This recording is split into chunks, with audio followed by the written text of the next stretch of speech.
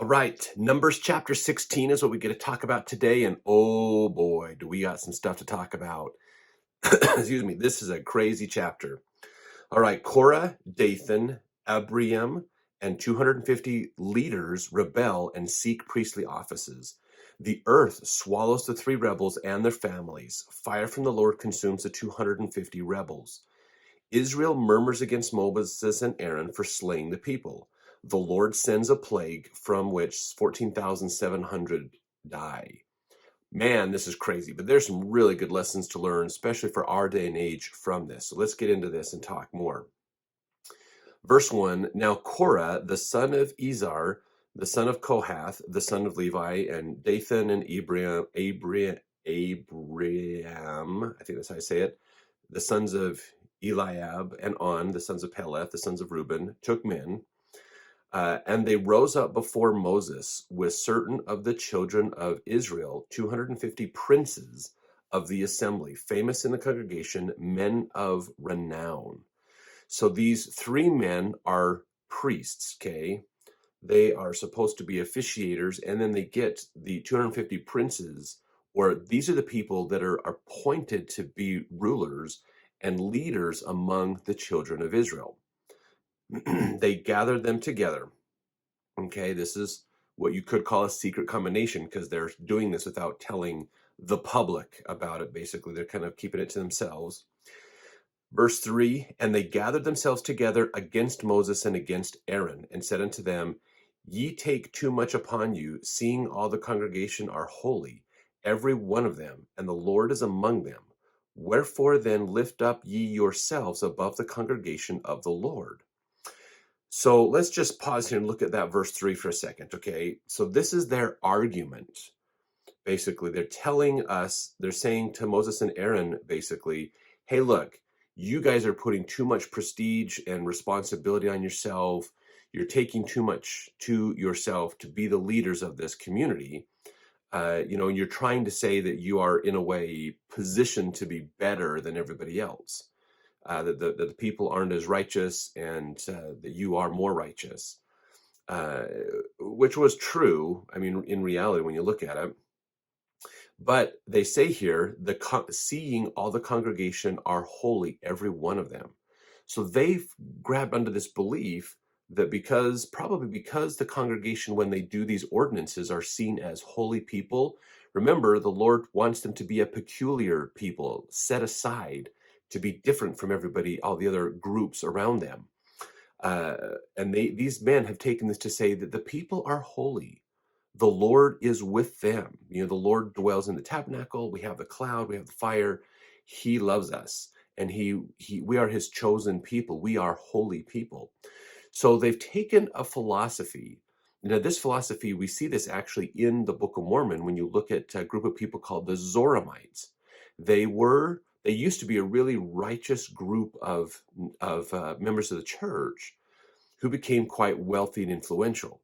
And then they developed their own church. Basically, they went away from the main church and developed their own church. They built that Rameumptom, the tower they walk up to, and their prayers were basically saying, we thank you, O God, for granting us as your special children extra blessings.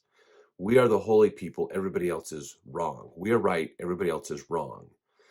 So this is an important thing for us to look at because they believe they're right and everybody else is wrong. Okay, this is a different concept and idea to think about things than what is right and what is wrong. Okay, if you think of what is right and what is wrong as concepts, then a person can be right and wrong.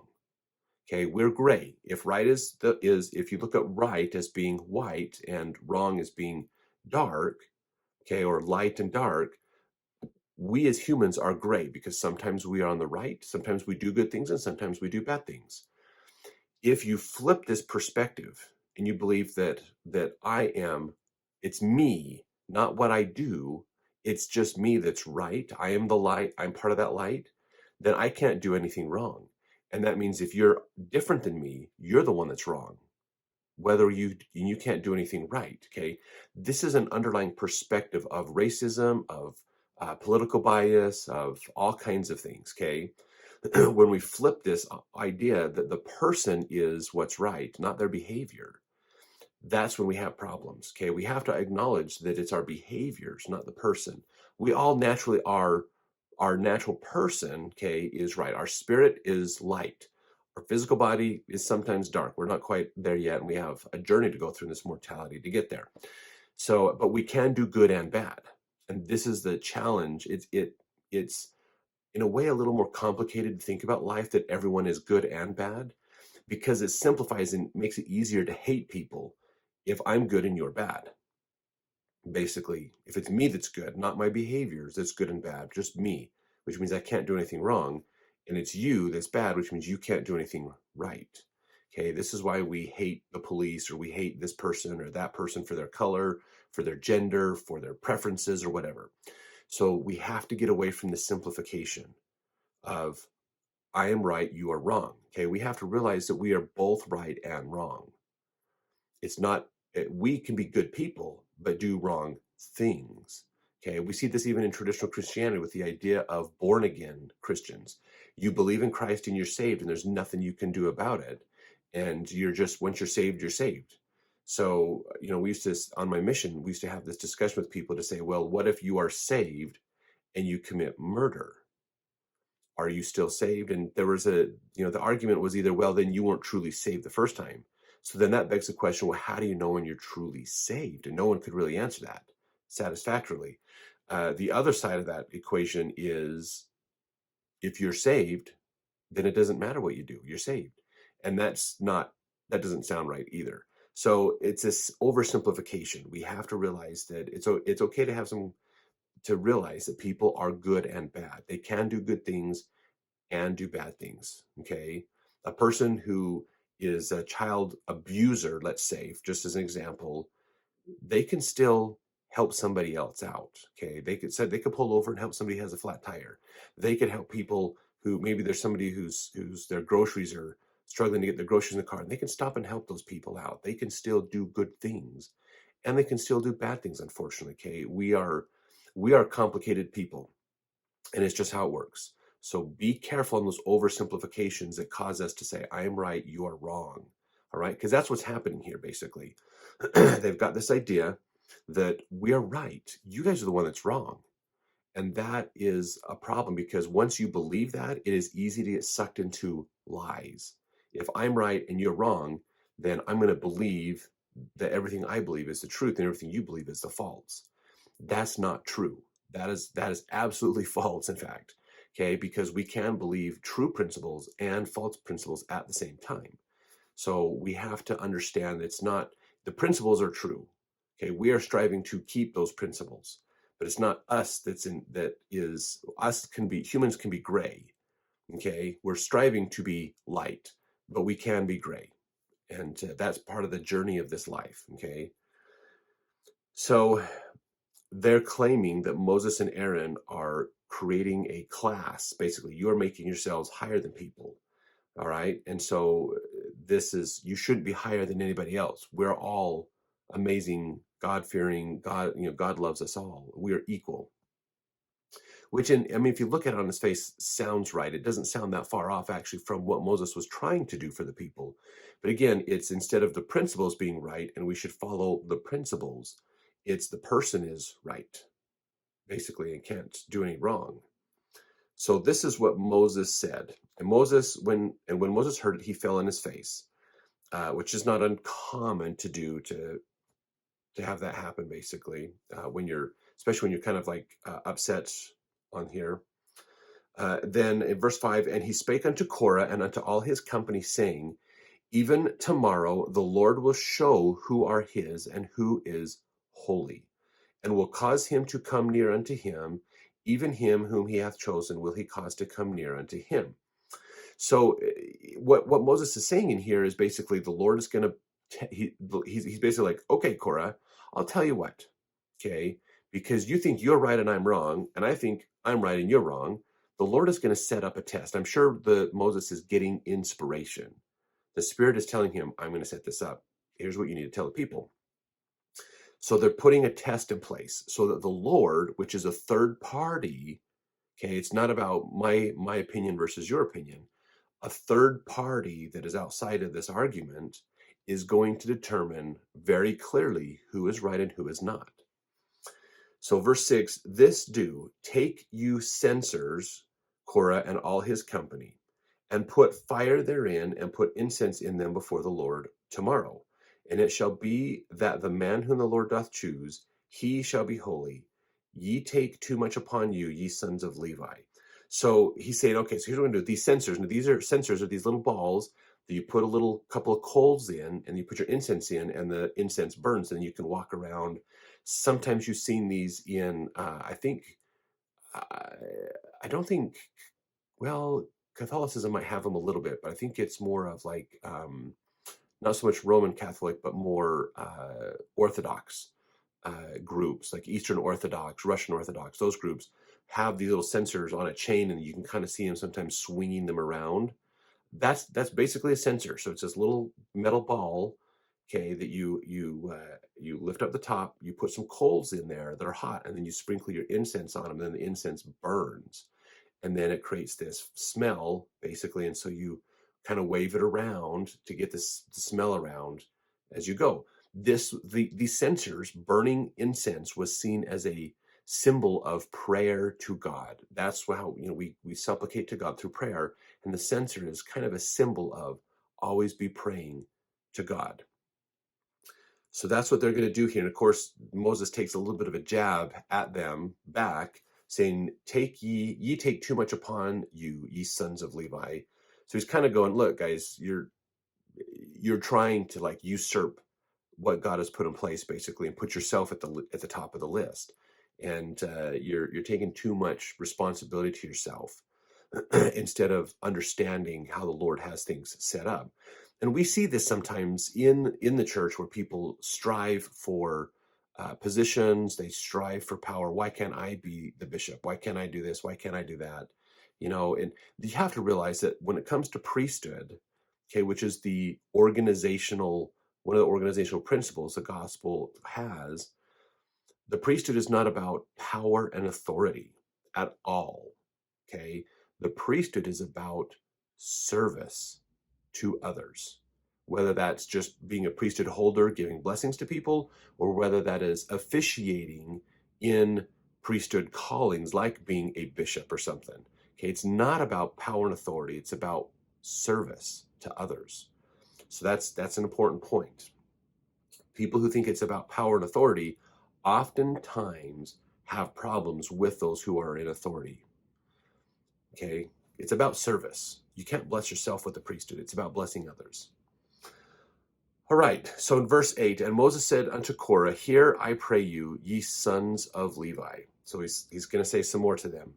Verse 9, seemeth it but a small thing unto you that the God of Israel hath separated you from the congregation of Israel, to bring you near to himself, to do the service of the tabernacle of the Lord, and to stand before the congregation to minister unto them?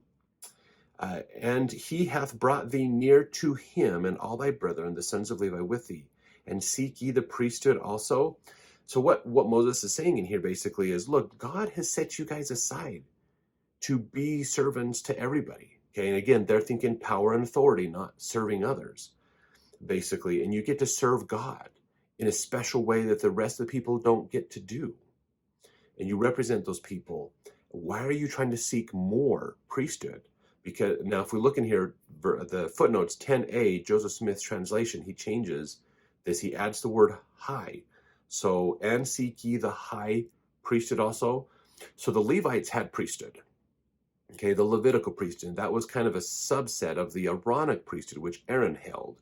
And then Moses had the Melchizedek priesthood.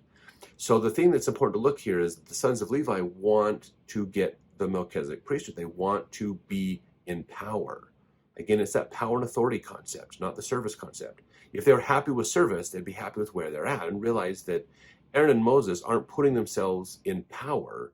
Aaron and Moses is putting themselves in a position of doing more service to the children of Israel.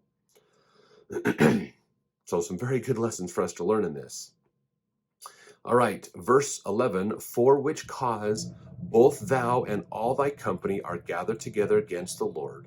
And what is Aaron that ye murmur against him? And Moses sent to call Dathan and Abiram, the sons of Eliab, which said, we will not come up. So Moses calls them up, and they're like, no, we're not dealing with Moses. This guy's, should be in power, not Moses. Verse 13, is it a small thing that thou hast brought us up out of a land that floweth with milk and honey, to kill us in the wilderness, except thou make thyself altogether a prince over us? So again, they're pulling the power and authority card. You brought us out of a place where we had plenty of resources. We had safety, we had security, we had food, we had water. They're forgetting, of course, that they were slaves and they were beat. They had, they were problems. They couldn't own land. They couldn't do things. They had to work hard labor that, it wasn't necessarily the ideal conditions. But they're saying, look, we had safety and security, and you brought us out here in the wilderness so that you could then be a ruler over us. You could have power and authority over us. Okay, this is what they're saying. And this is the same exact concept we have among members today in the church. They want power and authority, but they forget that the priesthood is about service to others.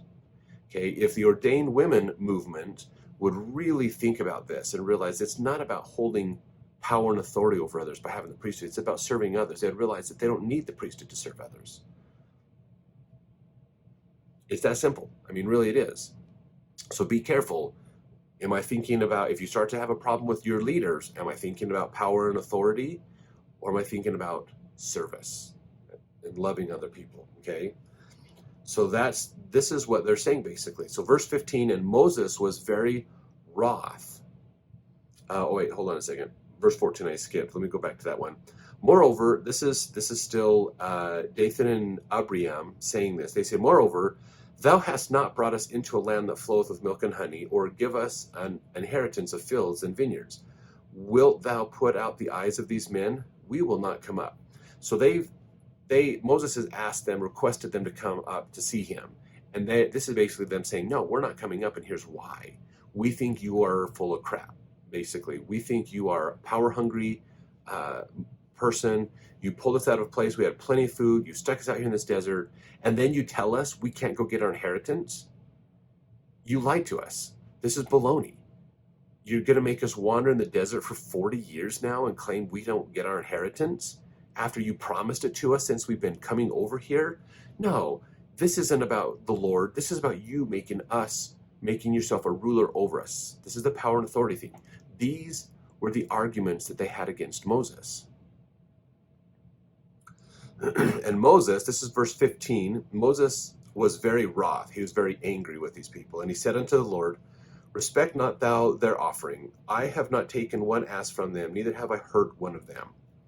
So Moses is praying, saying, God, basically, I haven't done anything to be in power and authority over them. I haven't taken anything away from them that would be unrighteous. I haven't done anything to hurt these people, but they're revolting against me. This is crazy. I'm just trying to serve them and love them, and they're being idiots. Unfortunately, we don't hear the rest of the prayer, or if there was a response from the Lord at that time. But verse 16, Moses is now talking to Korah, and be thou and thy company before the Lord, thou and they and Aaron, tomorrow. So he's telling him, tomorrow we're going to do this test. So verse 17, take every man his censer, put incense in them, and bring ye before the Lord every man his censer, 250 censers, thou also and Aaron, each of you his censer. And they took every man his censer, and put fire in them, and laid incense thereon, and stood in the door of the tabernacle of the congregation with Moses and Aaron. And Korah gathered all the congregation against them unto the door of the tabernacle of the congregation.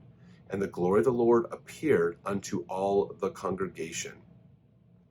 So they're coming together. This is the showdown, basically. They all have their censers. They're burning incense. They're going to give their other offerings, basically. Korah has not only pulled him and the 250 leaders together and those to be present, but they brought the whole congregation so everyone can see who is the real leader here, basically. Probably thinking they're gonna prove Moses and Aaron are wrong, or prove that they are false or stupid or make them look bad in the eyes of the people so that they can be a power. Moses and Aaron can't. And the glory of the Lord came to them, basically. So now we have the Lord's presence there as well with this, okay? Now, verse 20, and the Lord spake unto Moses and unto Aaron, saying, separate yourselves from among this congregation, that I may consume them in a moment. This is probably not an out loud discussion that the Lord is having with Moses and Aaron. He's probably telling them through the Spirit, inside, here's what you need to do. Get away from these people, basically. I'm going to take care of this.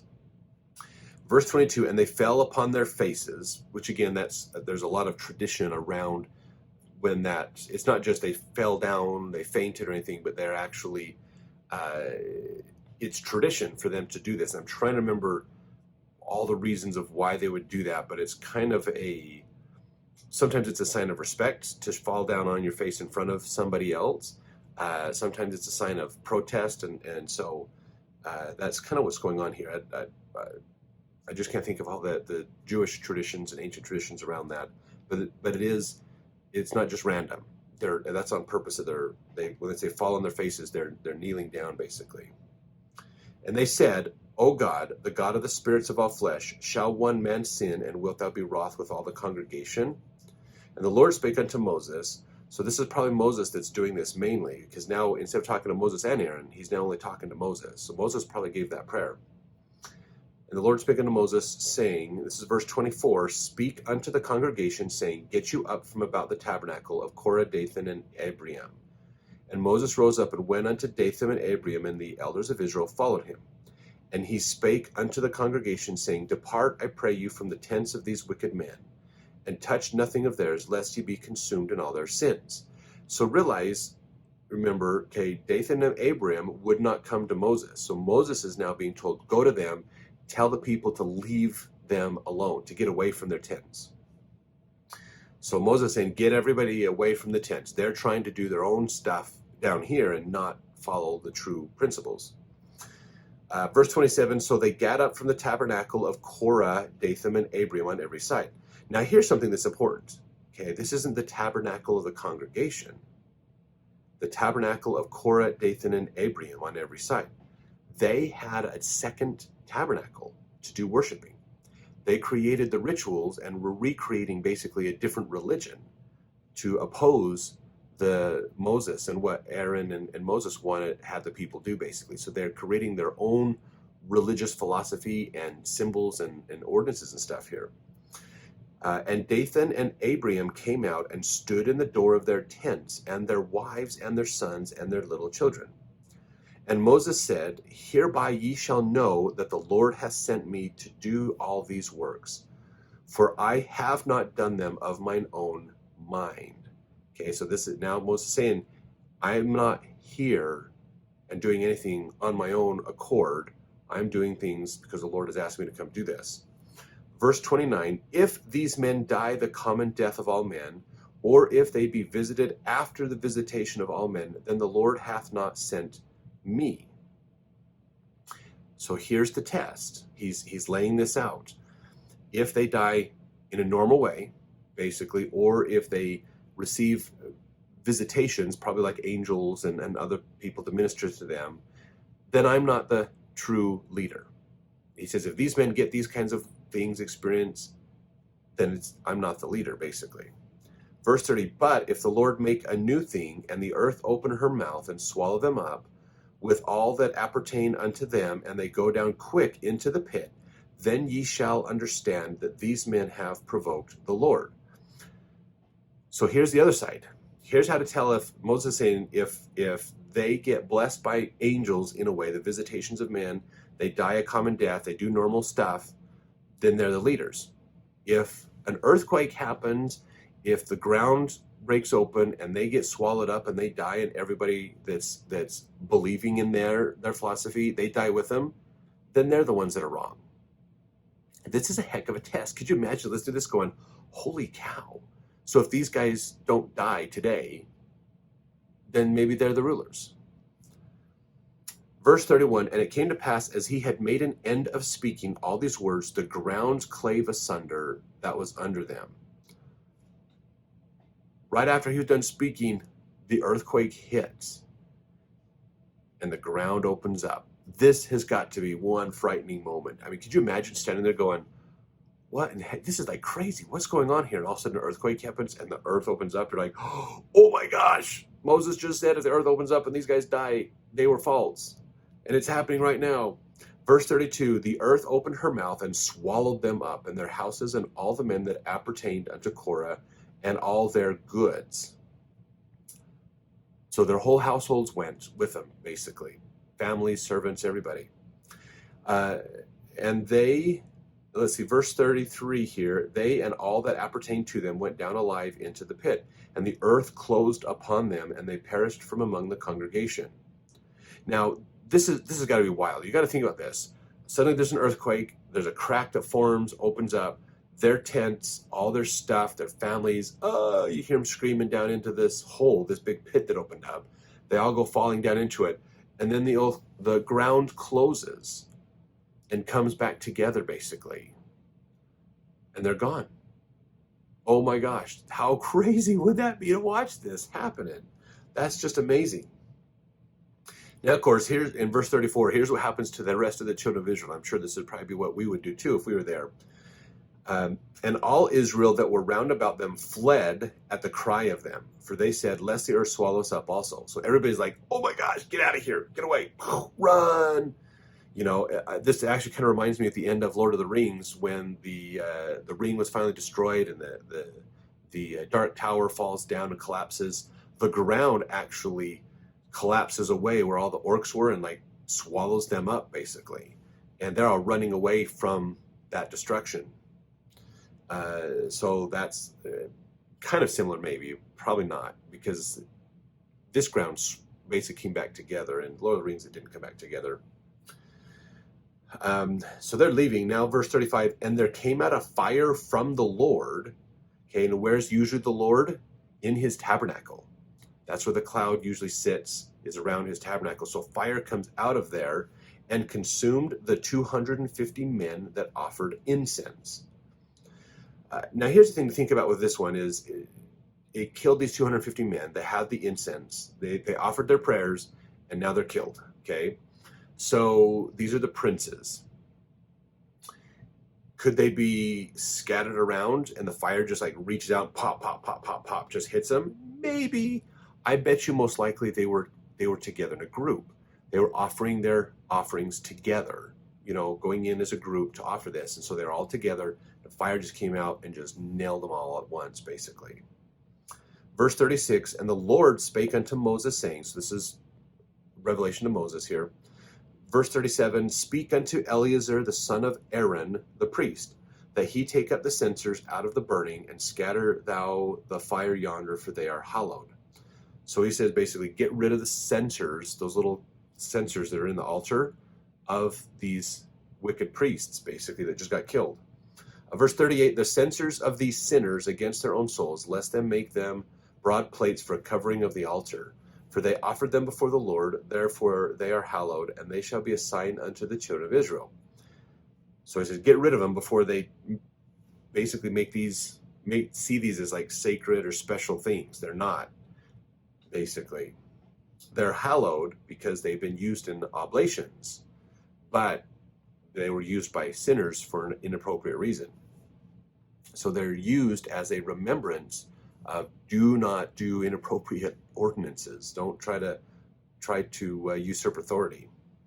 Verse 39, and Eleazar the priest took the brazen censers wherewith they that were burnt had offered, and they were made broad plates for a covering of the altar. Oh, actually, so they actually took them, they hammered them flat, they turned them into flat plates so they couldn't use the censers, and then they used it actually to help cover the altar so that they could always remember that plate of brass came from those censers from the priests who tried to usurp power and authority and go against God.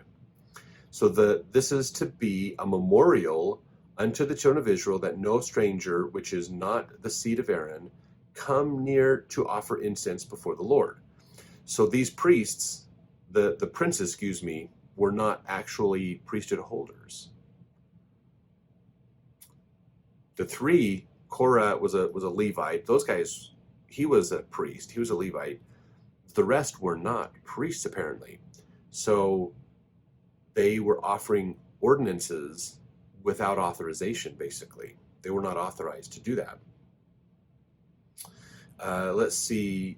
Come near to offer incense before the Lord, that he be not as Korah and as his company, as the Lord said to him by the hand of Moses.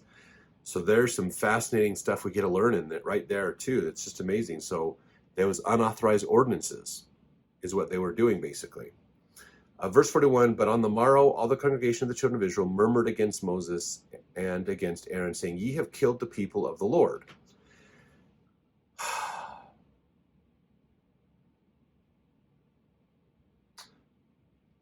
Could you believe what they just said? Verse 41.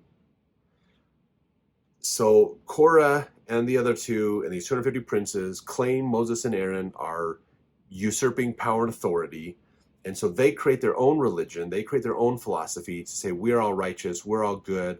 We don't need to work as hard. We're not sinners like Moses and Aaron keep telling us. They put a test out. The Lord proves the test by killing, basically taking all the princes, by taking Korah and Abiram and the other guy, I just forgot his name, Dothan, I think, or something, kills all of them, kills their families, takes the 250 priests or princes, kills them all as well. And yet, after all of that, should prove to the children of Israel, okay, Moses and Aaron are the ones that are true. They still come back and they say, why did you kill the righteous, the people of the Lord? They still believe in the philosophy that Korah is pushing forward. They haven't given it up. Even after all they've witnessed, they haven't given it up. This, I think there's a lot of wisdom in this for us to learn, because people can believe things, even if it's contradictory to what they're seeing. This is something we have to watch out for. A good warning for us in our day and age, when we have this struggle of what is true and what is false that's going on these days. We have to be careful, because people are willing to believe their own beliefs, even if it's contradictory to evidence around them. They were willing to stick to their beliefs because it's their beliefs. So if you think you can try to change somebody's mind about what they believe, whether that's politically or about other philosophies, good luck. Because even the children of Israel, after witnessing all this, still didn't change their belief. That's what's so crazy. So it's, arguing with people is pointless, honestly, because they're going to believe what they believe. Helping to understand the truth is what you need to do. That's the important difference. Don't try to argue, I'm right, you're wrong. Seek to find the truth. And in order to seek to find the truth, you have to admit when you are wrong, because most of the time when you have an argument with somebody, especially if it's like politics or other things like that are more worldly, part of what you say is right and part of what you say is wrong. And part of what they say is right and part of what they say is wrong. The point isn't to try to prove I'm all right and you're all wrong. The point is to understand, where are we both right and come together, and where are we wrong and get rid of it. And that's the way we should look at it. And if you've ever had a political argument or an argument like that with somebody, put in the comments, what did you think? Did you end up finding yourself afterwards arguing that you were right and they were wrong, versus being willing to eliminate the wrong in your own argument and seek for what's right? It's a very different way to argue or to discuss things with people. And it's hard to argue when you do it this way, because again, it's not about I'm right, you're wrong. It's about what is right, the principle, not the person. What is right and what is wrong, and let's get rid of the wrong and just stick to the right. So fun to hear your comments about that. All right. So verse 42, it came to pass when the congregation was gathered against Moses and Aaron, that they looked toward the tabernacle of the congregation, and behold, the cloud covered it, and the glory of the Lord appeared. So now the cloud appears, it's all there. And Moses and Aaron came before the tabernacle of the congregation. And the Lord spake unto Moses, saying, get you up from among this congregation, that I may consume them as in a moment. And they fell upon their faces. That's the same thing they did before. And Moses said unto Aaron, take a censer and put fire therein from off the altar, and put on incense, and go quickly unto the congregation, and make an atonement for them. For there is wrath gone out from the Lord, the plague is begun. Now, this is the first moment we hear about the plague, and we hear about all this stuff. So there's probably more to what the Lord is telling Moses, at least, if not also Aaron in there as well. So there's a plague that the Lord is putting out to destroy the people, basically. And so Moses is saying, Aaron, get a censer, go out there, do an atonement sacrifice, basically.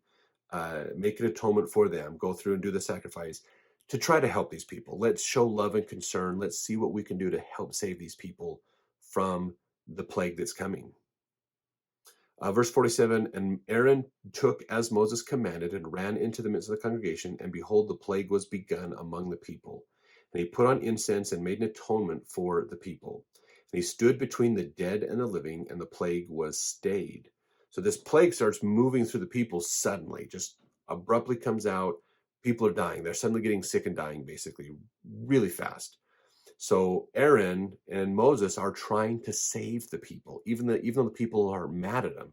They're trying to save them still. This is how much love Moses and Aaron had for these people. The people hated them, but they turned around and offered love and concern for them. Okay, great examples of how we should treat people that hate us. Okay, verse, let's see, 49. Now they that died in the plague were 14,700, beside them that died about the matter of Korah. So 14,700 died from the plague. Then there's other people that died because of the rebellion. Verse 50, and Aaron returned unto Moses unto the door of the tabernacle congregation, and the plague was stayed. So the offering that atonement, which is saying, let's forgive and get better, what helped to prevent all the children of Israel from being destroyed, basically. So some very good lessons we get to learn from this chapter that are very applicable to our day and age. So I hope you've enjoyed this. I'd love to read in the comments what you think about some of the things that we've talked about today and how they can apply to help us in our day and age. And then I look forward to talking to you more in the next chapter.